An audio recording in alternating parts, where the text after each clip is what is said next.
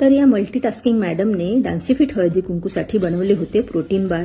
त्यात टाकले होते भाजलेले तीळ, खरबूज, टरबूज, सूर्यफुलाच्या भाजलेल्या बिया, त्या व्यतिरिक्त ड्रायफ्रुट्स ते व्यवस्थित भाजून घेतले.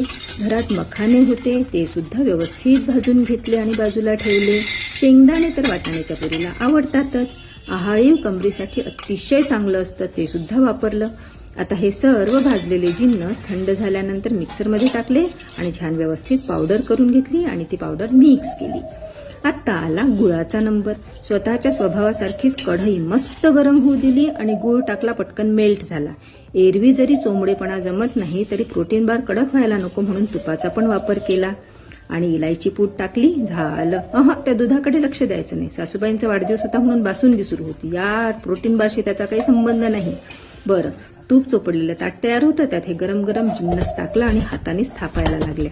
अक्कल आहे पण डोकं जरा उशिरा चालते म्हणून मग नंतर वाटी घेतली आणि चोपडं त्याला छान फिरवलं. आता कसं आहे, नुसतं जिभेला धार असून चालत नाही ना, चक्रीला पण धार पाहिजे, तेव्हा कुठे छड पडतात मस्त प्रोटीन बार.